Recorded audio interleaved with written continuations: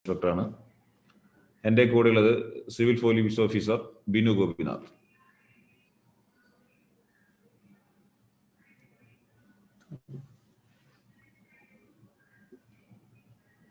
ഇന്നിവിടെ നമ്മൾ സൈബർ കുറ്റകൃത്യങ്ങളും കെണികളും ഈ വിഷയത്തെക്കുറിച്ചാണ് നമ്മൾ ക്ലാസ് എടുക്കുന്നത്. അപ്പോൾ എല്ലാവരും ശ്രദ്ധിച്ചിരിക്കുക. എല്ലാ യുദ്ധങ്ങളുടെയും അവസാനത്തിൽ ഒരു വഞ്ചനയുടെ കഥ ഉണ്ടായിരിക്കും എന്ന് പറഞ്ഞതുപോലെയാണ് ഈ ആധുനിക കാലഘട്ടത്തിൽ ഓൺലൈനിൽ നടക്കുന്ന പല ഇടപാടുകളും. അത്തരത്തിൽ ഓൺലൈനിൽ നടക്കുന്ന പലതരത്തിലുള്ള തട്ടിപ്പുകളുടെയും വഞ്ചനകളുടെയും രീതികളെ പറ്റിയും അതിൽ നിന്നും നമുക്ക് എങ്ങനെ രക്ഷപ്പെടാം എന്നതിനെ കുറിച്ചുമാണ് ഇന്നിവിടെ പറയുന്നത്. ആദ്യമായി ഡെബിറ്റ് കാർഡ് ക്ലോണിംഗ് എന്നതിനെ പറ്റി പറയാം.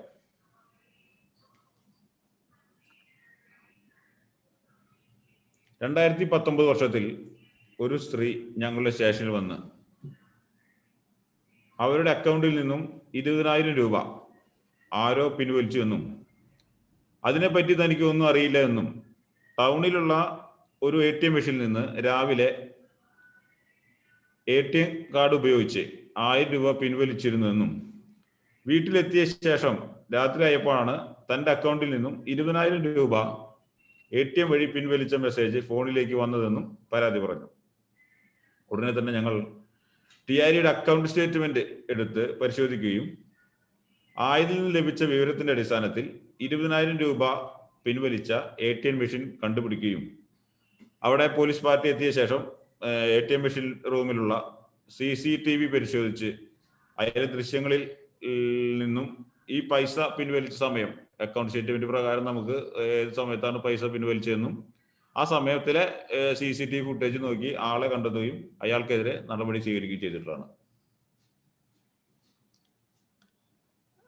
ഈ സംഭവത്തിൽ ഇവിടെ യൂസ് ചെയ്തിരിക്കുന്നത് ഡെബിറ്റ് കാർഡ് ക്ലോണിംഗ് അഥവാ ഒരു ക്ലോണിംഗ് ഡിവൈസ് നമ്മുടെ ATMൽ നമ്മൾ ക്രെഡിറ്റ് കാർഡ് സ്വൈപ്പ് ചെയ്യുന്ന ഭാഗത്ത് അഡീഷണൽ ആയി പിടിപ്പിക്കുകയാണ്.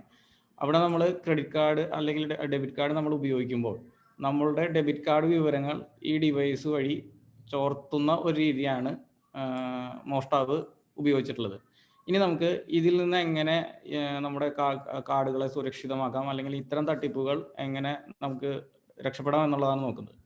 ആദ്യമായി നമ്മൾ ATM കൗണ്ടറിനുള്ളിൽ കയറുന്ന സമയത്ത് അഡീഷണലായി നമ്മൾ ഉപയോഗിക്കുന്ന കാർഡ് സ്വൈപ്പ് ചെയ്യുന്ന ഭാഗത്ത് എന്തെങ്കിലും ഡിവൈസുകൾ പിടിപ്പിച്ചിട്ടുണ്ടോ എന്നുള്ളത് ശ്രദ്ധിക്കണം. അതുപോലെ തന്നെ നമ്മൾ പിൻ നമ്പർ എൻ്റർ ചെയ്യുന്ന സമയത്ത് നമുക്ക് ഈ ചിത്രത്തിൽ കാണുന്നത് പോലെ ഒരു കൈ കൊണ്ട് അത് മറച്ചു പിടിച്ചുകൊണ്ട് നമ്മൾ പിൻ നമ്പർ ടൈപ്പ് ചെയ്യുമ്പോൾ ഇവിടെ ഏതെങ്കിലും തരത്തിലുള്ള ക്യാമറകൾ ഇൻസ്റ്റാൾ ചെയ്തിട്ടുണ്ടെങ്കിൽ ആ ക്യാമറയിൽ നിന്നും നമ്മുടെ പിൻ നമ്പർ ഈ മോഷ്ടാവ് മനസ്സിലാക്കുന്നതിനുള്ള സാധ്യത ഇല്ലാതാകും. ഈ രണ്ട് രീതികൾ നമ്മൾ ഉപയോഗപ്പെടുത്തുകയാണെങ്കിൽ നമുക്ക് ഇത്തരത്തിലുള്ള തട്ടിപ്പിൽ നിന്ന് സ്വയം രക്ഷ നേടാവുന്നതാണ്. അടുത്തതായി കീ ലോക്കർ. നമ്മുടെ പാസ്വേഡുകളും മറ്റ് തന്ത്രപ്രദമായ വിവരങ്ങളും മോഷ്ടിക്കാൻ കമ്പ്യൂട്ടർ കീ സ്ട്രോക്കുകൾ റെക്കോർഡ് ചെയ്ത് നമ്മുടെ കമ്പ്യൂട്ടറിൽ നമ്മൾ അറിയാതെ ഇൻസ്റ്റാൾ ചെയ്യുന്ന ഒരു മാൽവെയർ പ്രോഗ്രാമാണ് ഇത്. ഈ കീ ലോക്കർ ഉപയോഗിച്ച് നമ്മുടെ ലോഗിൻ വിശദാംശങ്ങളും കമ്പ്യൂട്ടറിൽ സൂക്ഷിച്ചിരിക്കുന്ന മറ്റു വിവരങ്ങൾ ശേഖരിക്കാനും അവ ഒരു നിയുക്ത ഇമെയിൽ വിലാസത്തിലേക്ക് മെയിൽ ചെയ്യാനും മാൽവെയർ പ്രോഗ്രാമിന് സാധിക്കും. ഇതിൽ നിന്ന് നമുക്ക് രക്ഷ നേടുന്നതിന് കമ്പ്യൂട്ടറിൽ ഒരു ആന്റിവൈറസ് ഇൻസ്റ്റാൾ ചെയ്യുകയാണ് വേണ്ടത്. ഇൻസ്റ്റാൾ ചെയ്താൽ മാത്രം പോരാ, അതൊരു നിശ്ചിത കാലയളവിൽ അപ്ഡേറ്റ് ചെയ്യേണ്ടതുമാണ്. ഇനി നമുക്ക് ഒരു കീ ലോഗർ എങ്ങനെയാണ് നമ്മളുടെ ഡാറ്റകൾ എടുത്തുകൊണ്ട് പോകുന്നതെന്ന് നമുക്ക് ലൈവായിട്ട് നമുക്കൊന്ന് നോക്കാം. ഇത് കീ ലോഗർ എന്ന് പറയുമ്പോൾ എപ്പോഴും ഒരു സോഫ്റ്റ്വെയർ ഡിവൈസും അതുപോലെ തന്നെ ഒരു ഹാർഡ്വെയർ ഡിവൈസും രണ്ട് തരത്തിലുള്ള കീ ലോഗറുകൾ ഉണ്ട്. സോഫ്റ്റ്വെയർ കീ ലോഗറുകളാണ് ഇപ്പോൾ കൂടുതലായി ഉപയോഗിക്കുന്നത്. അത് നമ്മുടെ മൊബൈലുകളിലോ ലാപ്ടോപ്പുകളിലോ ഒക്കെ നമ്മൾ പലപ്പോഴും ബ്രൗസ് ചെയ്യുന്ന ലിങ്കുകൾ വഴി ഇൻസ്റ്റാൾ ആവുകയും അത് നമ്മൾ നമ്മുടെ പാസ്വേഡുകൾ, ബാങ്ക് സെക്യൂരിറ്റി വിവരങ്ങളൊക്കെ എടുത്തുകൊണ്ടുപോവുകയും ചെയ്യും. ഹാർഡ്വെയർ കീ ലോഗുകൾ നിങ്ങൾക്ക് ഈ ചിത്രത്തിൽ കാണാൻ സാധിക്കും. അത് നമ്മൾ കീബോർഡ് കണക്ട് ചെയ്യുന്ന പോർട്ടുകളിലും കമ്പ്യൂട്ടർ പോർട്ടുകളിലുമൊക്കെ കണക്ട് ചെയ്യുന്ന ഈ രണ്ടാമത്തെ പിക്ചറിൽ കാണുന്ന തരത്തിലുള്ള ഡിവൈസുകളാണ്. ഇനി നമുക്ക് എങ്ങനെയാണ് ഒരു കീ ലോഗർ വർക്ക് ചെയ്യുന്നതെന്ന് ലൈവായിട്ട് ഒന്ന് നോക്കാം.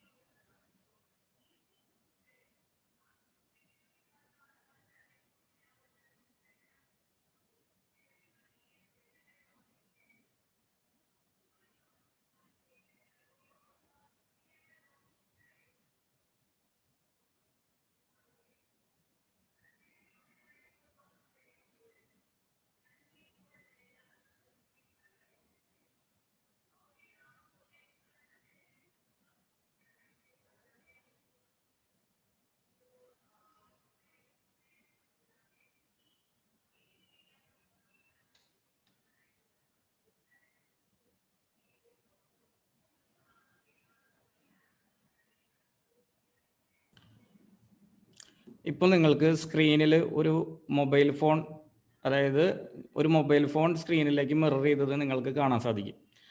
ഈ മൊബൈൽ ഫോണിൽ നമുക്ക് പെട്ടെന്ന് ഒരു ദിവസം ഒരു മെസ്സേജ് വരികയാണ്.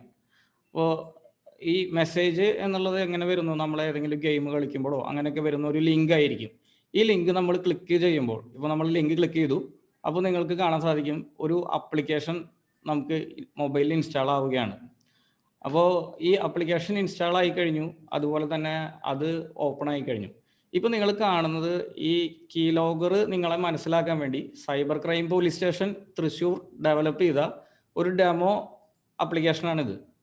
അപ്പോൾ ഈ ആപ്ലിക്കേഷൻ ഈ ലിങ്ക് വഴി നിങ്ങൾ അറിയാതെ തന്നെ നിങ്ങളുടെ മൊബൈലിൽ ഇൻസ്റ്റാൾ ആയി കഴിഞ്ഞു. നിങ്ങൾ അറിയുന്നില്ല ഇങ്ങനൊരു ആപ്ലിക്കേഷൻ മൊബൈലിൽ ഇൻസ്റ്റാൾ ആയത്. അപ്പോൾ ഇനി നമ്മൾ എന്ത് ചെയ്യുന്നു? നമ്മൾ എന്തെങ്കിലും മൊബൈലിൽ ഒരു ബാങ്കിങ് പാസ്വേഡോ അല്ലെങ്കിൽ എന്ത് തന്നെ ടൈപ്പ് ചെയ്താലും അത് എന്ത് ചെയ്യപ്പെടും? ഈ ആപ്ലിക്കേഷൻ വെച്ച് ആ ടൈപ്പ് ചെയ്യുന്ന വേർഡുകൾ അത് ആപ്ലിക്കേഷൻ കോപ്പി ചെയ്യാണ്. അപ്പോൾ നമ്മൾ അത് എവിടെ നിന്ന് കിട്ടും എന്ന് വെച്ച് കഴിഞ്ഞാൽ ഈ ആപ്ലിക്കേഷൻ നമ്മൾ ഇൻസ്റ്റാൾ ചെയ്താൽ അതിൻ്റെ ഒരു ഫയലിനകത്ത് അത് സേവ് ചെയ്യും. ഇപ്പോൾ നിങ്ങൾക്ക് കാണാൻ സാധിക്കും മൊബൈലിനകത്ത് കീ ലോഗർ ടെക്സ്റ്റ് എന്ന് പറഞ്ഞൊരു ഫയൽ. ഇപ്പം ഞാൻ ടൈപ്പ് ചെയ്ത മാറ്റർ, അതായത് പാസ്വേഡ് ബാങ്ക് എന്ന് ഞാൻ ജസ്റ്റ് എക്സാമ്പിളായിട്ട് ടൈപ്പ് ചെയ്തത് അവിടെ വന്നിട്ട് അവിടെ അത് സേവായി. ഈ ഫയൽ, ഇങ്ങനത്തെ ടെക്സ്റ്റ് ഫയലുകൾ ഇവർ സേവ് ചെയ്യുന്നത് ഇത് ആരാണോ ഈ ആപ്ലിക്കേഷൻ ഉണ്ടാക്കിയത് അവർക്ക് തന്നെ ഇമെയിലായിട്ട് അയച്ചു കൊടുക്കുകയാണ്. അങ്ങനെയാണ് നമ്മളുടെ മൊബൈലിൽ നിന്നോ കമ്പ്യൂട്ടറിൽ നിന്നോ നമ്മുടെ പാസ്വേഡുകളോ ബാങ്കിങ് പാസ്വേഡുകളോ അല്ലെങ്കിൽ വ്യക്തിഗത വിവരങ്ങളോ പുറത്തു പോകുന്നത്. അടുത്തതായി SMS ഇമെയിൽ സ്പൂഫിംഗ്, ഇതിനെ കുറിച്ച് പറയാം. ഒരു ദിവസം ഒരു വ്യക്തി റെഡ്മി ഫോൺ 10,000 രൂപയ്ക്ക് ലഭിക്കുമെന്ന് പറഞ്ഞ് ഫോണിലേക്ക് ഒരു SMS മെസ്സേജ് വന്നു. മാർക്കറ്റ് വില 13,000 രൂപ ഉണ്ടെന്നും ഇത് ഫ്ലാഷ് സെയിൽ മാത്രമേ ലഭിക്കുകയുള്ളൂ എന്നും മെസ്സേജിലൂടെ മനസ്സിലാക്കിയ അയാൾ ഫോൺ ബുക്ക് ചെയ്യുകയും ചെയ്തു. എന്നാൽ കുറച്ച് ദിവസങ്ങൾക്ക് ശേഷം അയാൾക്ക് ഫോൺ ലഭിക്കാതെ വന്നപ്പോൾ താൻ വഞ്ചിക്കപ്പെട്ടു എന്ന് അയാൾ മനസ്സിലായി. അപ്പോഴാണ് അയാൾ പരാതിയുമായി പോലീസ് സ്റ്റേഷനിലേക്ക് വന്നത്. ഈ സംഭവത്തെ പറ്റി അന്വേഷിച്ചതിൽ പരാതിക്കാരൻ ഫോൺ ബുക്ക് ചെയ്തത് വ്യാജ സൈറ്റിൽ നിന്നാണെന്ന് മനസ്സിലായി.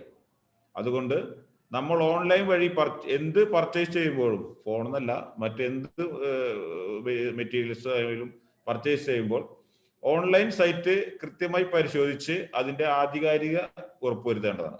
ലിങ്കുകളുടെ URL പരിശോധിച്ച് ഉറപ്പുവരുത്തണം. ഇത്തരത്തിലുള്ള തട്ടിപ്പുകളിൽ പെടാതിരിക്കുന്നതിന് നമുക്ക് വരുന്ന മെയിൽ ശ്രദ്ധാപൂർവം ഓരോ അക്ഷരം ബൈ അക്ഷരം വായിച്ചു നോക്കി കറക്റ്റായി അറിഞ്ഞതിന് ശേഷം മാത്രമേ ബുക്ക് ചെയ്യാവൂ. അല്ലെങ്കിൽ നമ്മുടെ പൈസ ഇതുപോലെ നഷ്ടപ്പെടാൻ സാധ്യതയുണ്ട്. അടുത്ത് ഇനി നമ്മൾ ശ്രദ്ധിക്കുന്നത് ഈ SMS സ്പൂഫിംഗ് അത് എങ്ങനെ സംഭവിക്കുന്നു എന്നുള്ളത് നിങ്ങൾക്കൊരു ലൈവ് എക്സാമ്പിളായിട്ട് നമ്മൾ ഇവിടുന്ന് കാണിച്ചു തരാം. ഇതിനായിട്ട് ഇപ്പോൾ നമ്മൾ എന്ത് ചെയ്യുന്നു? നമ്മളുടെ മൊബൈലിലൊക്കെ പലപ്പോഴും ഇതുപോലെ SMS വരും. അതായത് ഇപ്പോൾ ഓഫർ SMS വരും, അതുപോലെ ഫ്ലാഷ് സെയിലുകളുള്ള SMS വരും. അപ്പോൾ നമ്മൾ പെട്ടെന്ന് കിട്ടുന്ന ആ ലാഭം ഓർത്ത് നമ്മൾ അറിയാതെ ഈ ലിങ്കിൽ ക്ലിക്ക് ചെയ്യും. ഇപ്പോൾ നിങ്ങൾ ഈ മൊബൈലിൽ വന്ന SMS ശ്രദ്ധിക്കൂ. അതായത് ഈ SMS ഇങ്ങനെയാണ് വന്നത്: your credit card has been temporally suspended. അതായത് ഇതൊരു സെയിലിന് വേണ്ടി വന്ന മെസ്സേജ് അല്ല, പക്ഷെ ഒരു അലർട്ട് മെസ്സേജ് ആണ്. അതായത് എൻ്റെ ക്രെഡിറ്റ് കാർഡ് ടെമ്പറലി സസ്പെൻഡ് ചെയ്യപ്പെട്ടിരിക്കുന്നു. To unlock your account click here. അതായത് ഇത് എനിക്ക് അൺലോക്ക് ചെയ്യണമെങ്കിൽ ഞാൻ താഴെ കാണുന്ന ലിങ്കിൽ ക്ലിക്ക് ചെയ്യണം. അപ്പോൾ ഞാൻ ശ്രദ്ധിക്കാതെ ഈ ലിങ്കിൽ ക്ലിക്ക് ചെയ്യുകയാണെന്ന് വിചാരിക്കുക. അപ്പോൾ ഞാൻ ഈ ലിങ്കിൽ ക്ലിക്ക് ചെയ്തു. ലിങ്കിൽ ക്ലിക്ക് ചെയ്ത് കഴിക്ക് എന്തുണ്ടായത്? അതായത് എൻ്റെ SBIയുടെ ക്രെഡിറ്റ് കാർഡാണ് ബ്ലോക്ക് ആയത്. അപ്പോൾ ഈ SBIയുടെ സൈറ്റിലേക്ക്, അതായത് SBIയുടെ സൈറ്റ് എന്ന് തോന്നിപ്പിക്കുന്ന ഒരു സൈറ്റിലേക്കാണ് ഞാൻ ഡയറക്റ്റ് ചെയ്യപ്പെട്ടത്. അപ്പോൾ ഞാനിവിടെ ശ്രദ്ധിക്കുമ്പോൾ എന്താണ്, എനിക്ക് ഓൺലൈൻ SBI ഒരു 8 എന്ന് തുടങ്ങുന്ന ഒരു ഓൺലൈൻ SBIയുടെ സൈറ്റാണെന്ന് തോന്നിപ്പിക്കുന്ന രീതിയിലുള്ള ഒരു ഫേക്ക് സൈറ്റിലാണ് ഞാൻ എത്തപ്പെട്ടത്. ഇത് ഫേക്ക് സൈറ്റ് ആണെന്ന് എനിക്ക് എങ്ങനെ മനസ്സിലായി എന്ന് വിചാരിച്ചാൽ, ഞാൻ എപ്പോഴും SBIയുടെ സൈറ്റ് ഉപയോഗിക്കുമ്പോൾ online.sbi.com എന്നതാണ് ആ സൈറ്റ് അഡ്രസ്സ്. പക്ഷെ ഇവിടെ നിങ്ങൾ ശ്രദ്ധിച്ചാൽ കാണാം, എല്ലാ ലെറ്റേഴ്സും അതുപോലെയല്ല. ഇതാണ് സാറ് നേരത്തെ പറഞ്ഞത്, ലെറ്റർ ബൈ ലെറ്റർ ആയിട്ട് എല്ലാ ആൽഫബറ്റും നിങ്ങൾ ചെക്ക് ചെയ്യണം. എന്നാൽ ഈ വെബ്സൈറ്റ് ഒറിജിനൽ SBIയുടെ സൈറ്റ് അല്ല, ഇതൊരു ഫേക്ക് സൈറ്റ് ആണ്. ഇവിടെ നിങ്ങൾ എൻ്റർ ചെയ്യുന്ന യൂസർ നെയിമും പാസ്വേഡും മാർക്ക് കിട്ടും, ഈ ഹാക്കർക്ക് കിട്ടുകയാണ്.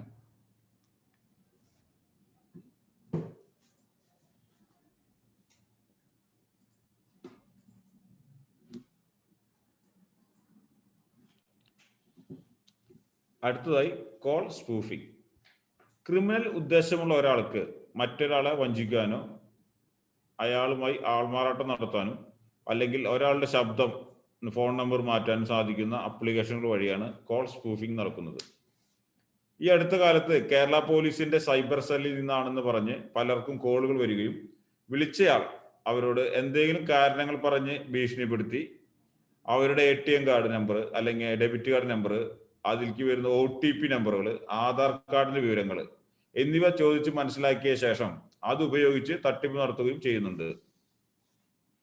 ഒരിക്കലും സൈബർ സെല്ലിൽ നിന്നും നിങ്ങളെ ആരും ഫോണിൽ വിളിച്ച് നേരത്തെ ഞാൻ പറഞ്ഞ പോലെയുള്ള ഒരു വിവരവും ശേഖരിക്കില്ല. ചിലപ്പോൾ ചെറിയ തരത്തിലുള്ള എന്തെങ്കിലും കുറ്റകരമായ കാര്യങ്ങൾ പലരും ചെയ്തിട്ടുണ്ടാവാം. അത്തരത്തിലുള്ളവരാണ് ഇത്തരം തട്ടിപ്പുകാർക്ക് ഇരയാകുന്നത് എന്ന് ഞങ്ങൾ മനസ്സിലാക്കിക്കൊണ്ടിരിക്കുകയാണ്.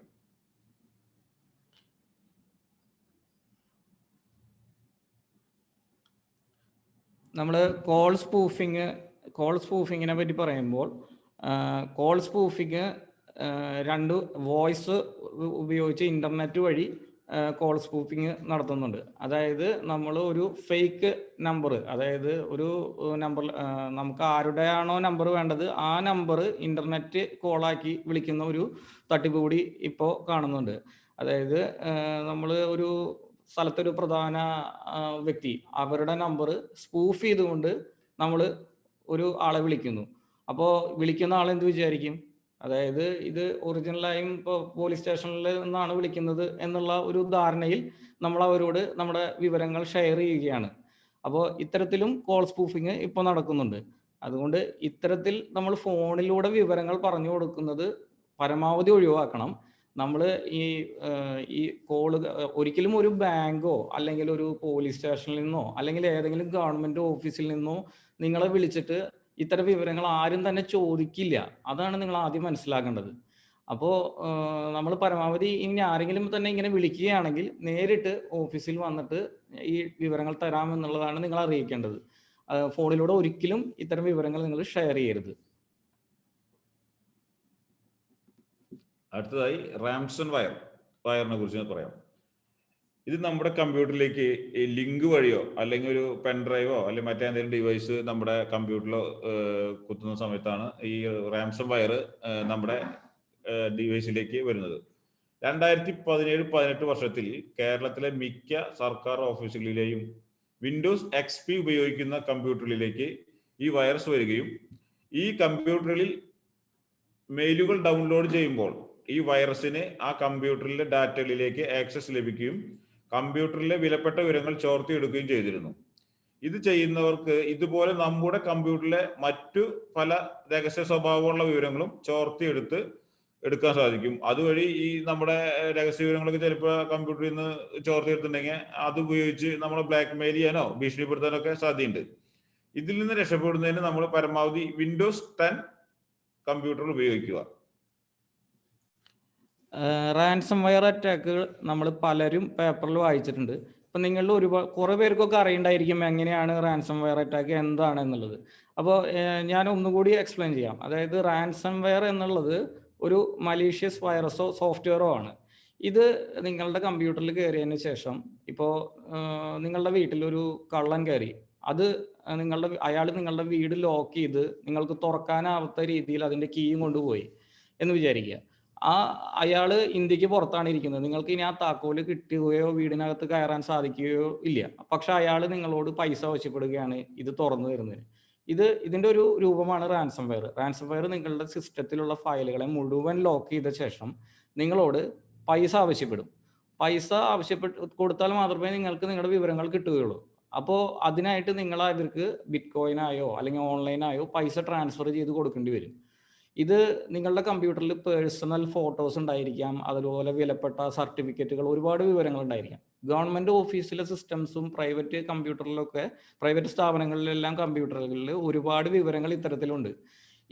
ഈ സോഫ്റ്റ്വെയർ ഇതിനെല്ലാം ലോക്ക് ചെയ്തുകൊണ്ട് ഇത് തുറക്കാനുള്ള പാസ്വേഡിന് വേണ്ടി പൈസ ആവശ്യപ്പെടുകയാണ് ചെയ്യുന്നത്.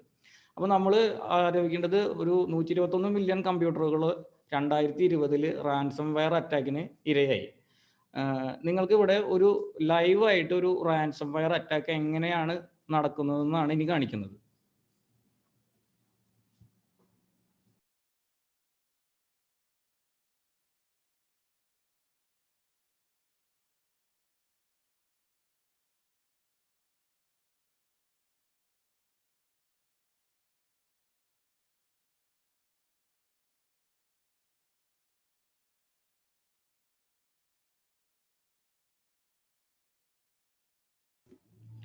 ഓക്കെ, നിങ്ങൾക്ക് ഇവിടെ ഒരു വിൻഡോസ് XP, അതായത് നേരത്തെ നൈറ്റ് സാർ പറഞ്ഞു പഴയ ഓപ്പറേറ്റിംഗ് സിസ്റ്റങ്ങളെയാണ് കൂടുതലായിട്ട് റാൻസം വെയർ അറ്റാക്ക് ചെയ്യാറ്. അപ്പോൾ നമ്മളൊരു വിൻഡോസ് XP കമ്പ്യൂട്ടർ നിങ്ങൾക്ക് ഇവിടെ കാണാൻ സാധിക്കും. ഈ വിൻഡോസ് XP കമ്പ്യൂട്ടറിൽ നമ്മൾ ഡൗൺലോഡ്സിൽ നമുക്ക് ഇൻ്റർനെറ്റിൽ നിന്ന് വന്ന ഒരു ഫയൽ ലിങ്ക് കണ്ടോ, ഇത് നമ്മൾ ഓപ്പൺ ചെയ്യാണ്. ഇത് ഓപ്പൺ ചെയ്യുമ്പോൾ നമ്മൾ ഇവിടെ എന്ത് ചെയ്യാന്ന് വെച്ച് കഴിഞ്ഞാൽ നിങ്ങൾക്ക് ഡെമോ കാണിക്കുകയാണ്. അതുകൊണ്ട് ഇത് നമ്മുടെ കമ്പ്യൂട്ടറിനെ എഫക്ട് ചെയ്യാതിരിക്കാൻ വേണ്ടിയാണ് ഒരു പാസ്വേഡ് ഇട്ടിരിക്കുന്നത്. ഇത് സാധാരണ രീതിയിൽ ഇത് പാസ്വേഡ് ഒന്നും ചോദിക്കില്ല. ഇത് ഓപ്പൺ ചെയ്ത വഴിക്ക് എന്താണ് നിങ്ങളുടെ കമ്പ്യൂട്ടറിൽ ഇത് ബാക്ക്ഗ്രൗണ്ടിൽ റൺ ആവുകയാണ്. അപ്പോൾ ഇത് റണ്ണായി. ഇപ്പം നിങ്ങളുടെ സ്ക്രീനിൽ എന്ത് കാണാം? Your important files R encrypted. അതായത് ഈ കമ്പ്യൂട്ടറിലുള്ള ഫയലുകൾ എൻക്രിപ്റ്റഡായി മാറി. എനിക്ക് ഇനി ഈ സിസ്റ്റത്തിലെ ഏതെങ്കിലും ഫയലുകൾ എനിക്ക് എടുക്കണമെന്നുണ്ടെങ്കിൽ എന്താണ്, അവർ അത് അലോ ചെയ്യുന്നില്ല. അത് എടുക്കണം എന്നുണ്ടെങ്കിൽ അവർ ആവശ്യപ്പെടുന്ന പണം ഞാൻ അവർക്ക് അയച്ചു കൊടുത്താൽ മാത്രമേ ആ ഫയലുകൾ എനിക്ക് റിക്കവർ ചെയ്യാനുള്ള പാസ്വേഡ് തരുന്നുള്ളൂ. ഇതാണ് ഇപ്പം എൻ്റെ ഈ കമ്പ്യൂട്ടർ കംപ്ലീറ്റ്ലി അവർ എൻക്രിപ്റ്റ് ചെയ്ത് കഴിഞ്ഞു. ഇനി എനിക്ക് ഇതിൽ നിന്ന് എന്തെങ്കിലും ഫയൽ എടുക്കണമെങ്കിൽ അവിടെ ബിറ്റ് കോയിൻ ആയിട്ടോ അല്ലെങ്കിൽ ഓൺലൈൻ ട്രാൻസ്ഫർ ആയിട്ടോ ഞാൻ പേയ്മെന്റ് അടയ്ക്കണം. ഇതാണ് റാൻസം വെയർ അറ്റാക്ക്.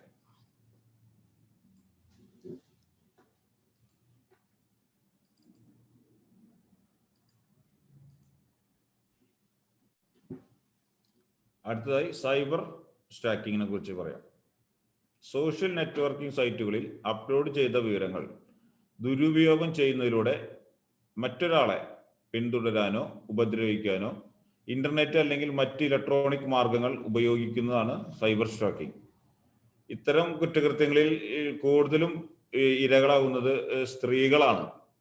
അപ്പോൾ പെൺകുട്ടികളും മറ്റുള്ളവരൊക്കെ കൂടുതൽ ശ്രദ്ധിക്കുന്നത് നല്ലതായിരിക്കും ഈ കാര്യത്തിൽ. നമ്മൾ സൈബർ സ്റ്റോക്കിങ്ങിൽ നിങ്ങൾ പലപ്പോഴും കണ്ടിട്ടുണ്ടായിരിക്കും. നമ്മൾ പ്രത്യേകിച്ച് പെൺകുട്ടികൾ ഫേസ്ബുക്ക്, അതുപോലെ ഇൻസ്റ്റഗ്രാം, മറ്റ് സോഷ്യൽ മീഡിയകളിലെല്ലാം നമ്മൾ പലപ്പോഴും അപ്ലോഡ് ചെയ്യുന്ന അല്ലെങ്കിൽ പോസ്റ്റ് ചെയ്യുന്ന ഫോട്ടോകൾ, ഈ ഫോട്ടോകൾ ആരെങ്കിലുമൊക്കെ എടുത്ത് ഡൗൺലോഡ് ചെയ്ത് അത് പിന്നീട് ഈ ഫോട്ടോകൾ എഡിറ്റ് ചെയ്തോ മോർഫ് ചെയ്തോ വീണ്ടും ഇവർക്കെതിരെ അപവാദ പ്രചരണങ്ങൾ നടത്തുക, അതുപോലെ തന്നെ ത്രട്ടൺ ചെയ്യുക. ഇത് ഇപ്പോൾ ഒരു പെൺകുട്ടിയുടെ അല്ലെങ്കിൽ ഒരാളുടെ ഫോട്ടോ എടുത്ത് ഇങ്ങനത്തെ രീതിയിൽ പ്രദർശിപ്പിക്കുന്നത് വഴി അവർക്ക് ഒരു സോഷ്യലി അല്ലെങ്കിൽ സമൂഹത്തിൽ ഒരു അപമാനം വരുത്തി വയ്ക്കുക. ഇതാണ് സൈബർ സ്റ്റോക്കിംഗ് എന്നുള്ളത് കൊണ്ട് പൊതുവെ അർത്ഥമാക്കുന്നത്. ഇതിൽ ഭൂരിഭാഗവും ഇത്രയും കൂടുതൽ ഇരകളും പെൺകുട്ടികളോ അല്ലെങ്കിൽ സ്ത്രീകളോ ആണ്. അപ്പോൾ നമ്മൾ ഇതിൽ നിന്ന് നമ്മൾ ഇത് എങ്ങനെ ഇതിൽ നിന്ന് നമ്മൾ രക്ഷ നേടുക എന്നുള്ളത്, ആദ്യമായി നമ്മൾ ഫേസ്ബുക്കോ ഇൻസ്റ്റഗ്രാമോ ഒക്കെ ഉപയോഗിക്കുന്നുണ്ടെങ്കിൽ, ഫേസ്ബുക്കിലാണെങ്കിൽ നമ്മുടെ അറിയാവുന്ന ആളുകളെ മാത്രം ഫ്രണ്ട്സ് ലിസ്റ്റിലേക്ക് അക്സെപ്റ്റ് ചെയ്യുക. അതുപോലെ നമ്മൾ പോസ്റ്റ് ചെയ്യുന്ന ഫോട്ടോസ്, വീഡിയോസ് ഇതെല്ലാം ലിമിറ്റഡ് ടു ഫ്രണ്ട്സ് എന്നുള്ള ഒരു ഓപ്ഷനിലേക്ക് മാറ്റുക. അതായത് നമ്മൾ ഷെയർ ചെയ്യുന്ന പോസ്റ്റുകൾ പബ്ലിക്കലി പോസ്റ്റ് ചെയ്യാതിരിക്കുക, നമ്മളുടെ ഫ്രണ്ട്സിന് മാത്രം കാണാവുന്ന രീതിയിൽ പോസ്റ്റ് ചെയ്യുക. ഇപ്പോൾ പല വിദ്യാർത്ഥികളും വരുന്നത് കൂടുതൽ ലൈക്ക് കിട്ടുന്നതിനൊക്കെ ആയിട്ട് ഈ ഫോട്ടോകൾ പബ്ലിക്കായിട്ട് പോസ്റ്റ് ചെയ്യും. അപ്പോൾ പരമാവധി അത് ഒഴിവാക്കുക. നമ്മൾ ഫ്രണ്ട്സിന് മാത്രമായിട്ട് ഇത് പോസ്റ്റ് ചെയ്യുക. പിന്നെ ഇൻസ്റ്റഗ്രാമിലൊക്കെ നമ്മളുടെ സെക്യൂരിറ്റി, പ്രൈവസി മാക്സിമം ഹയർ ലെവലിലേക്ക് എനേബിൾ ചെയ്യുക. ഇതാണ് ഇതിൽ നിന്ന് നമുക്ക് രക്ഷ നേടുന്നുള്ള ഒരു ഉപാധി. അടുത്തതായി പിക്ചർ മോർഫിംഗ്. ഒരു വ്യക്തിയുടെ മുഖം മറ്റൊരാളുടെ ശരീരത്തിലേക്ക് മോർഫ് ചെയ്യുന്നതും ഒരാളെ ബ്ലാക്ക്മെയിൽ ചെയ്യുന്നതിനോ അല്ലെങ്കിൽ ഭയപ്പെടുത്തുന്നതിനോ വേണ്ടിയും അല്ലെങ്കിൽ സോഷ്യൽ നെറ്റ്വർക്കിംഗ് സൈറ്റുകളിൽ ഫോട്ടോകൾ അപ്ലോഡ് ചെയ്യുന്ന ആളുകളെ ചൂഷണം ചെയ്യുന്നതിന് വേണ്ടിയോ ഉള്ള ഒരു മാർഗമാണ് ഈ പിക്ചർ മോർഫിംഗ് എന്ന് പറയുന്നത്. നമ്മുടെ ഫോട്ടോകൾ നമ്മുടെ അടുത്ത പരിചയക്കാർക്ക് മാത്രമേ സോഷ്യൽ മീഡിയ വഴി ഷെയർ ചെയ്യാവൂ. നമ്മളുടെ ഫോട്ടോകൾ തട്ടിപ്പുകാരുടെ കൈവശം ലഭിച്ചാൽ അത് മോർഫ് ചെയ്ത് നമ്മളെ ബ്ലാക്ക്മെയിൽ ചെയ്യുന്നതിനും മറ്റും ഇടയുണ്ട്. ഒരു ദിവസം ഒരു പെൺകുട്ടി അവളുടെ അമ്മയും കൂടി തിരുവനന്തപുരം ജില്ലയിലെ ഒരു പോലീസ് സ്റ്റേഷനിൽ പരാതിയുമായി വരികയും പെൺകുട്ടിയുടെ ഫോട്ടോ ആരോ മോർഫ് ചെയ്ത് സോഷ്യൽ മീഡിയ വഴി പരസ്യപ്പെടുത്തിയെന്നും പരാതി പറഞ്ഞു. ഇതിനെപ്പറ്റി പോലീസ് അന്വേഷിച്ചപ്പോൾ ആ പെൺകുട്ടി അവളുടെ ഒരു ഫോട്ടോ ഫേസ്ബുക്കിൽ പോസ്റ്റ് ചെയ്തതായും ഈ ഫോട്ടോ മറ്റൊരാൾ ഡൗൺലോഡ് ചെയ്ത് വേറെ ഒരു സ്ത്രീയുടെ നഗ്ന ഫോട്ടോയുമായി മോർഫ് ചെയ്ത ശേഷം പരസ്യപ്പെടുത്തിയതാണെന്ന് പോലീസിന് മനസ്സിലായി. അതിന്റെ അന്വേഷണത്തിൽ അയാളെ അറസ്റ്റ് ചെയ്യുകയും ചെയ്തിരുന്നു. ഇതിലൊരു കാര്യം പ്രത്യേകം ശ്രദ്ധിക്കേണ്ടത്, 18 വയസ്സിന് താഴെയുള്ള കുട്ടികളുടെ ഫോട്ടോകൾ അശ്ലീല ഫോട്ടോകളുമായി മോർഫ് ചെയ്ത് ഏതെങ്കിലും സോഷ്യൽ മീഡിയ വഴിയോ അല്ലെങ്കിൽ മറ്റേതെങ്കിലും വിധത്തിലോ പോസ്റ്റ് ചെയ്താൽ പോക്സോ ആക്ട് പ്രകാരം കേസ് എടുക്കാൻ സാധിക്കും എന്ന് എല്ലാവരും മനസ്സിലാക്കുക. പോക്സോ ആക്ട് പ്രകാരം കേസ് എടുത്തു കഴിഞ്ഞാൽ ആ കേസിൽ നിന്ന് രക്ഷപ്പെടുന്നതിന് കുറച്ച് ബുദ്ധിമുട്ടാണ്. ഒരു 90% കൂടുതൽ കേസുകളും നല്ല ശിക്ഷ തന്നെ ഇതുവരെ ലഭിച്ചുകൊണ്ടിരിക്കുകയാണ് ഈ പോക്സോ ആക്ടിൽ. അപ്പൊ അത്തരം കുറ്റകൃത്യങ്ങളിൽ ആരും ഉൾപ്പെടാതിരിക്കാൻ വേണ്ടി പ്രത്യേകം ശ്രദ്ധിക്കേണ്ടതാണ്. ഇനി മോർഫിംഗ് എന്ന് പറയുമ്പോൾ നമുക്കറിയാം, നമുക്കിപ്പോൾ പുതിയ പലതരം ആപ്പുകളും നമുക്കിവിടെ അവൈലബിൾ ആണ്. ഉദാഹരണത്തിന് ഫേസ് ആപ്പ്, അതുപോലെ ന്യൂറൽ എൻജിൻസ് ഉപയോഗിക്കുന്ന ആപ്ലിക്കേഷൻസ് വളരെ ഈസിയായി ഒരാളുടെ മുഖത്തിനെ വേറൊരു ആളുടെ മുഖത്തിലേക്കോ അല്ലെങ്കിൽ വേറൊരാളുടെ ഫോട്ടോയിലേക്കോ മാറ്റുന്നതിന് ഒട്ടും കമ്പ്യൂട്ടറോ മൊബൈലോ പരിജ്ഞാനമില്ലാത്ത ആൾക്ക് പോലും വളരെ എളുപ്പത്തിൽ സാധിക്കുന്നതാണ്. അപ്പോൾ ഇത്തരത്തിലുള്ള ഒരു ഇതിൽ നിന്നും ഒഴിവാകുന്നതിന് വേണ്ടി മാക്സിമം നമ്മൾ സോഷ്യൽ മീഡിയകളിൽ ഫ്രണ്ട്സിനും അതുപോലെ തന്നെ വളരെ വേണ്ടപ്പെട്ട സുഹൃത്തുക്കൾക്കും മാത്രമായിട്ട് ഈ പിക്ചറുകൾ പോസ്റ്റ് ചെയ്യുമ്പോൾ ലിമിറ്റ് ചെയ്യണം. അതായത് പബ്ലിക്കലി നമ്മൾ ഫോട്ടോസ് പോസ്റ്റ് ചെയ്യുന്നത് പരമാവധി ഒഴിവാക്കണം.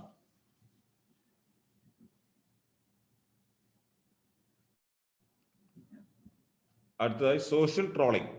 ഒരു ഓൺലൈൻ പ്ലാറ്റ്ഫോമിൽ ഒരാൾ പ്രകോപനപരമോ അല്ലെങ്കിൽ വിഷയരഹിതമോ ആയ സന്ദേശങ്ങൾ അല്ലെങ്കിൽ വിവരങ്ങൾ പോസ്റ്റ് ചെയ്യുന്നത് മറ്റൊരാൾക്ക് അസ്വസ്ഥത ഉണ്ടാക്കാം. ഇത്തരത്തിൽ മനഃപൂർവ്വം ചെയ്യുന്നതിനെയാണ് സോഷ്യൽ മീഡിയ ട്രോൾ എന്ന് പറയുന്നത്.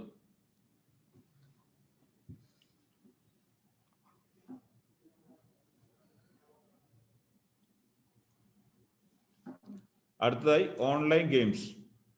ഈ ആധുനിക കാലഘട്ടത്തിൽ ഏകാന്തത, വിഷാദം, ആത്മാഭിമാനക്കുറവ് എന്നിവയ്ക്ക് ഇരയാകുന്ന പെൺകുട്ടികളും ആൺകുട്ടികളും അപകടകരമായ ഓൺലൈൻ ഗെയിമുകൾക്ക് ഇരയാകുകയും അത് അവർക്ക് ഒരു ആസക്തിയാകുകയും ചെയ്യുന്നതായി പല മാതാപിതാക്കളും പരാതി പറയാറുണ്ട്.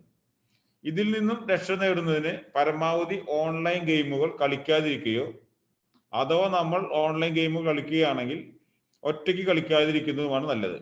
ഓൺലൈൻ ഗെയിം കളിച്ച് ജീവന് അപകടം സംഭവിച്ചവരും കൂടാതെ പണം നഷ്ടപ്പെട്ടവരും ഈ നാട്ടിൽ ധാരാളമുണ്ട്. കുട്ടികളാണ് ഈ ഓൺലൈൻ ഗെയിമിൽ കൂടുതലായിട്ട് ഉൾപ്പെടുന്നതും അപകടം സംഭവിക്കുന്നതും ഇപ്പോൾ സാധാരണ കുട്ടികൾക്കും യുവജനങ്ങൾക്കുമാണ് കണ്ടുകൊണ്ടിരിക്കുന്നത്. Job call letter. ഒരു ദിവസം ഒരു ചെറുപ്പക്കാരൻ ഒരു പോലീസ് സ്റ്റേഷനിലേക്ക് വന്ന് അയാളെ ഓൺലൈൻ ജോലി വാഗ്ദാനം ചെയ്ത് തട്ടിപ്പ് നടത്തി 30,000 രൂപ തട്ടിയെടുത്തു എന്ന് പറഞ്ഞു.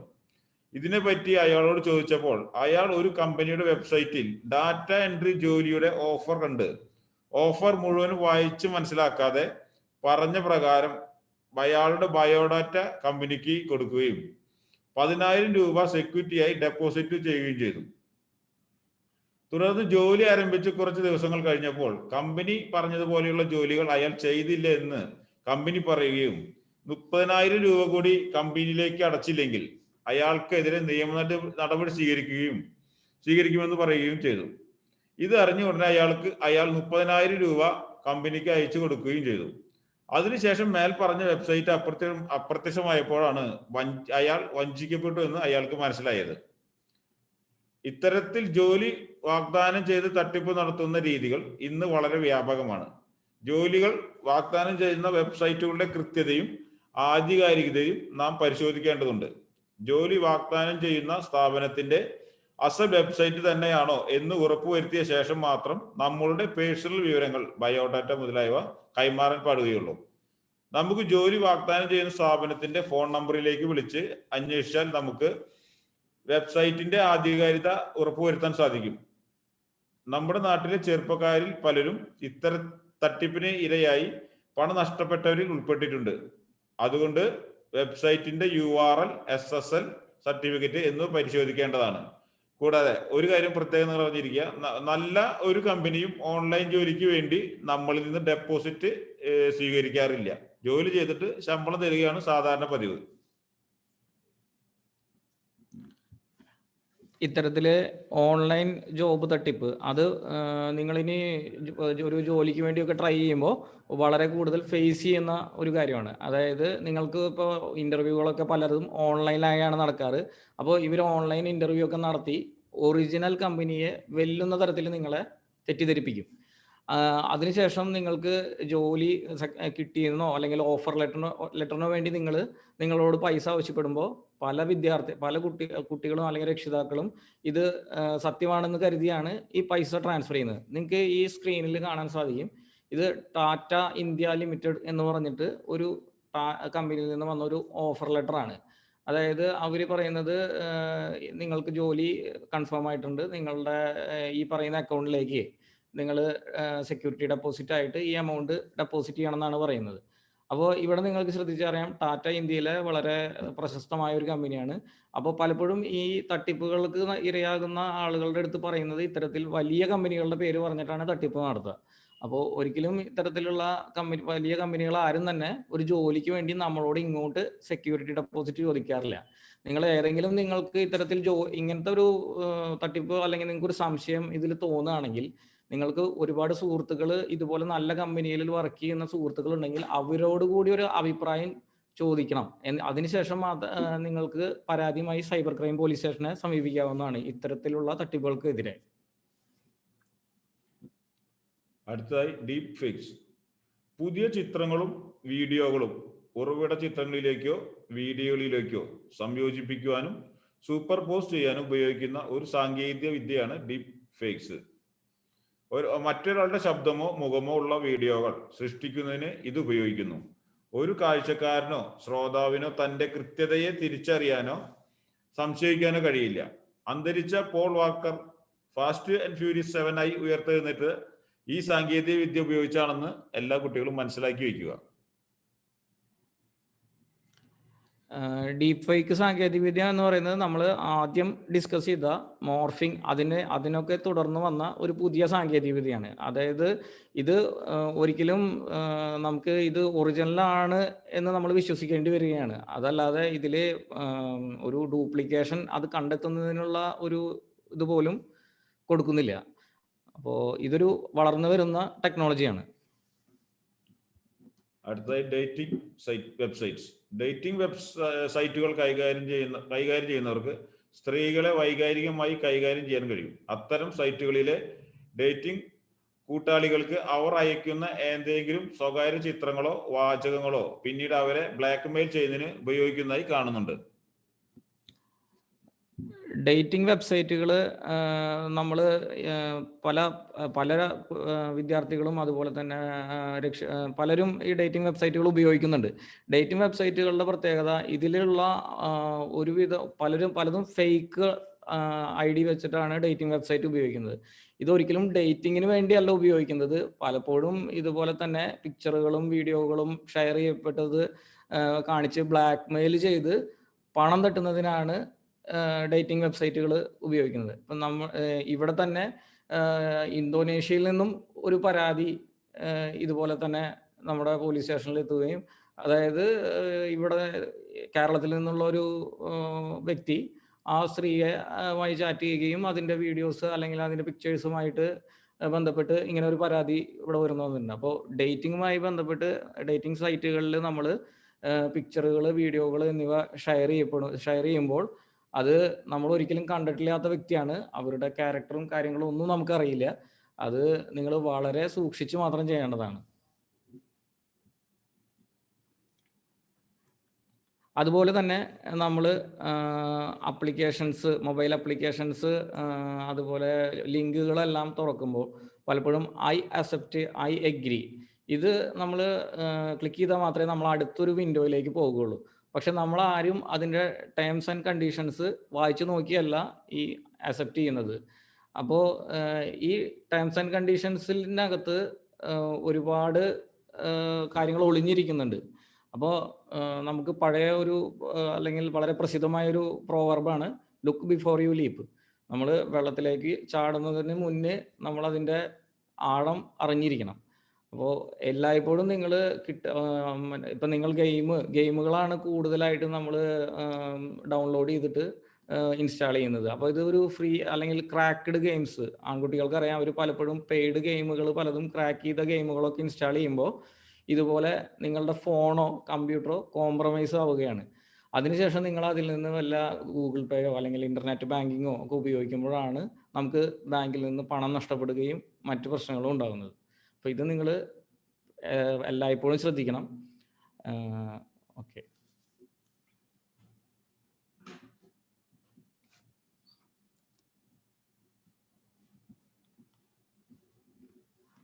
അടുത്തതായിട്ട് ഫിഷിങ് എന്ന് പറയുമ്പോൾ നമുക്ക് എപ്പോഴും യൂസർ നെയിംസ്, പാസ്വേഡ്സ്, ക്രെഡിറ്റ് കാർഡിൻ്റെ ഡീറ്റെയിൽസ് എന്നിവ നമ്മളുടെ കയ്യിൽ നിന്ന് കൈക്കലാക്കുന്നതിന് വേണ്ടിയാണ് ഇതുപോലെ മലീഷ്യസ് ആയ നമ്മൾ പറഞ്ഞ സോഫ്റ്റ്വെയർസോ ലിങ്ക്സോ വഴി നമ്മുടെ കയ്യിൽ നിന്ന് ഇത്രയും ഡാറ്റകൾ അവർ കളക്ട് ചെയ്യുന്നത്. അപ്പോൾ നമ്മളെപ്പോഴും മൊബൈലിൽ ഇൻ്റർനെറ്റ് അല്ലെങ്കിൽ ലാപ്ടോപ്പിൽ ഇൻ്റർനെറ്റ് ബ്രൗസ് ചെയ്യുമ്പോൾ ഇതിൻ്റെ സെക്യൂരിറ്റി, അതായത് ഓൺലൈൻ അക്കൗണ്ട്സിൻ്റെ സെക്യൂരിറ്റി, നമ്മുടെ ആൻറ്റിവൈറസ് എപ്പോഴും അപ്ഡേറ്റഡ് ആയിരിക്കണം. ഫയർവാളുകൾ എപ്പോഴും നമ്മൾ എന്ത് ചെയ്യണം, ഫയർവാളുകൾ നമ്മൾ ആക്ടിവേറ്റ് ആയിരിക്കണം. ഇപ്പോൾ Windows 10 സിസ്റ്റം ആണെങ്കിൽ പോലും നമ്മളിവിടെ ചെക്ക് ചെയ്തപ്പോൾ ഫയർവാൾ ഓഫാണ് അല്ലെങ്കിൽ വിൻഡോസ് സെക്യൂരിറ്റി ഓഫാണെങ്കിൽ അതിനെ പോലും റാൻസംവെയർ അറ്റാക്ക് ഉണ്ടാവുന്നതായിട്ട് കണ്ടു. അപ്പോൾ നമ്മളെപ്പോഴും നമ്മുടെ കമ്പ്യൂട്ടറിൻ്റെ ആണെങ്കിലും മൊബൈലിൻ്റെ ആണെങ്കിലും ഓപ്പറേറ്റിംഗ് സിസ്റ്റം അപ്ഡേറ്റഡ് ആയിരിക്കണം. അപ്പോൾ നിങ്ങൾക്ക് എല്ലാവർക്കും അറിയാവുന്ന ഒരു കാര്യമാണ് വാട്സപ്പ് ഹാക്കിങ് നടക്കുന്ന കേസുകൾ നമ്മൾ ഇവിടെ സൈബർ ക്രൈം പോലീസ് സ്റ്റേഷൻ പരിശോധിച്ചതിൽ ഭൂരിഭാഗം കേസുകളിലും നമ്മൾക്ക് എല്ലാവർക്കും അറിയാം, നമ്മുടെ മൊബൈലിൽ ആൻഡ്രോയിഡ് മൊബൈലുകളുടെ ഇപ്പോഴത്തെ വേർഷൻ 9, 10, 11 വേർഷനിലാണ് ഭൂരിഭാഗം ആൻഡ്രോയിഡ് ഫോണുകളും വർക്ക് ചെയ്യുന്നത്. പക്ഷേ നമ്മൾ വാട്സപ്പ് ഹാക്ക് ആകുന്ന മൊബൈലുകൾ ഭൂരിഭാഗവും ആൻഡ്രോയിഡ് 7 ആണ്. അതായത് ഇപ്പോൾ സപ്പോസ് എക്സാമ്പിൾ മൈക്രോമാക്സ് പോലെ ഉള്ള കമ്പനികളുടെ പഴയ വേർഷൻസിലുള്ള മൊബൈലുകളാണ് വാട്സപ്പ് ഹാക്കിങ്ങിന് ഇരയാവുന്നത്. അതിൻ്റെ കാരണം അത് അപ്ഡേറ്റഡ് ആയിട്ടില്ല. അതുകൊണ്ട് തന്നെ അതിൽ ഈസി ആയിട്ട് ഇത്തരത്തിലുള്ള വൈറസുകൾ കടന്നുകൂടുകയാണ് ചെയ്യുന്നത്. അപ്പോൾ നമ്മളുടെ സിസ്റ്റം കമ്പ്യൂട്ടർ ആയാലും മൊബൈലായാലും നമ്മളെപ്പോഴും അതിൻ്റെ സോഫ്റ്റ്വെയർ അപ്ഡേറ്റഡ് ആയിട്ട് ഇരിക്കണം. എന്നിരുന്നാൽ മാത്രമേ നമുക്ക് ഇത്തരത്തിലുള്ള അറ്റാക്കുകളിൽ നിന്ന് രക്ഷപ്പെടാൻ സാധിക്കൂ.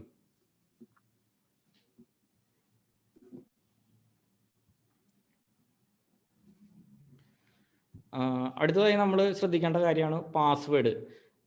നമ്മൾ ഭൂരിഭാഗം പേരും പാസ്വേഡ് കൊടുക്കുന്ന സമയത്ത് വളരെ എളുപ്പത്തിൽ ഓർത്തെടുക്കാവുന്ന ഒരു പാസ്വേഡാണ് നമ്മൾ സെറ്റ് ചെയ്യുന്നത്. ഈ പാസ്വേഡ് എന്നുള്ളത് നമുക്ക് ഇപ്പോൾ ഒരു ഹാക്കർ അയാൾക്ക് വളരെ ഈസി ആയിട്ട് ഗസ് ചെയ്യാം. അതായത് നമ്മളുടെ ആധാർ കാർഡോ നമ്മുടെ ഏതെങ്കിലും ഇപ്പം ഞാൻ എൻ്റെ ഒരു ബയോഡാറ്റ ഒരു ഓൺലൈൻ ജോബ് പോർട്ടലിൽ രജിസ്റ്റർ ചെയ്തുകൊണ്ട് ജോലി അന്വേഷിക്കുകയാണ്. അപ്പോൾ ഈ ബയോഡാറ്റ പരിശോധിച്ചാൽ അതിൽ നിന്ന് ഞാൻ വളരെ ഈസി ആയ ഒരു പാസ്വേഡ് സെറ്റ് ചെയ്തിട്ടുണ്ടെങ്കിൽ ഈ ഹാക്കർക്ക് അത് വളരെ എളുപ്പത്തിൽ മനസ്സിലാക്കാൻ സാധിക്കും. പേര്, ഡേറ്റ് ഓഫ് ബർത്ത്, അതുപോലെ തന്നെ വീട്ടുപേര് തുടങ്ങിയവ നമ്മൾ പാസ്വേഡായി ഉപയോഗിക്കുമ്പോൾ അത് വളരെ എളുപ്പത്തിൽ മനസ്സിലാക്കാൻ സാധിക്കുകയാണ്. അപ്പോൾ ഇതിൽ നിന്ന് രക്ഷ നേടുന്നതിന് നമ്മൾ എന്ത് ചെയ്യണം? പാസ്വേഡ് നൽകുന്ന സമയത്ത് നമുക്ക് ഒരു ഡിഫിക്കൽട്ട് പാസ്വേഡ് സെറ്റ് ചെയ്യാൻ ഇപ്പോൾ അപ്ലിക്കേഷൻസ് അവൈലബിൾ ആണ്. റാൻഡമായിട്ട് പാസ്വേഡ് മാറ്റുന്നതിനും ഇപ്പോൾ മൊബൈൽ അപ്ലിക്കേഷൻസ് ഉണ്ട്. അപ്പോൾ എപ്പോഴും നമ്മളൊരു കോംപ്ലക്സ് പാസ്വേഡ് ഇതിനു വേണ്ടി സെറ്റ് ചെയ്യേണ്ടതാണ്. നെക്സ്റ്റ് നമ്മൾ ഡിസ്കസ് ചെയ്യുന്നത് നിങ്ങളുടെ വീട്ടിലോ അല്ലെങ്കിൽ നിങ്ങളുടെ ഫ്രണ്ട്സോ ആരെങ്കിലും ഒരു സൈബർ ക്രൈം നേരിട്ടു. അതായത് അവർക്കൊരു സൈബർ ക്രൈം ഉണ്ടായി, അവർക്കത് റിപ്പോർട്ട് ചെയ്യേണ്ടി വന്നു. സൈബർ ക്രൈമുകൾ റിപ്പോർട്ട് ചെയ്യാൻ വേണ്ടിയിട്ട് ഇന്ത്യ ഗവൺമെൻറ്റിൻ്റെ വെബ്സൈറ്റ് അഡ്രസ്സാണ് നമ്മളിതിന് താഴെ കൊടുത്തിരിക്കുന്നത്. അതായത് ഈ പോർട്ടലിൽ നിങ്ങൾ ഒരു പരാതി രജിസ്റ്റർ ചെയ്യുമ്പോൾ അത് നിങ്ങളുമായി ബന്ധപ്പെട്ട കൺസേൺഡ് പോലീസ് സ്റ്റേഷനിലേക്ക് ഡയറക്റ്റ് ചെയ്യപ്പെടും. അതായത് കേരളത്തിനെ സംബന്ധിച്ച് കേരളത്തിലെ എല്ലാ ജില്ലകളിലും സൈബർ ക്രൈം പോലീസ് സ്റ്റേഷൻ നിലവിൽ വന്നിട്ടുണ്ട്. അപ്പോൾ ഈ കേസുകൾ അന്വേഷിക്കുന്നതിന് ഇത്തരത്തിൽ സൈബർ ക്രൈം പോലീസ് സ്റ്റേഷൻ ഉള്ള ഇന്ത്യയിലെ തന്നെ ആദ്യത്തെ സ്റ്റേറ്റ് ആണ് കേരളം. നമുക്ക് എല്ലാ ജില്ലകളിലും സൈബർ ക്രൈം പോലീസ് സ്റ്റേഷൻ ഉണ്ട്.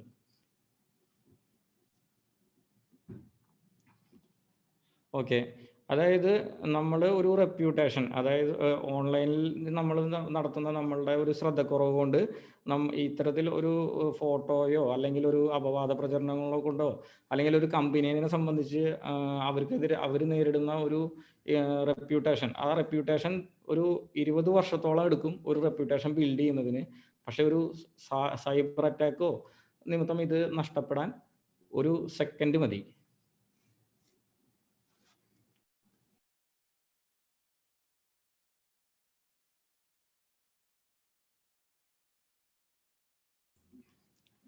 ഓക്കെ, നമ്മളിന്ന് മെയിനായിട്ട് ഡിസ്കസ് ചെയ്യേണ്ട കാര്യങ്ങളെല്ലാം ഡിസ്കസ് ചെയ്ത് കഴിഞ്ഞു. ഇനി നിങ്ങൾക്കുള്ള സംശയങ്ങൾ അത് നിങ്ങൾക്ക് ചോദിക്കാം. അതിനുള്ള സമയമാണ്.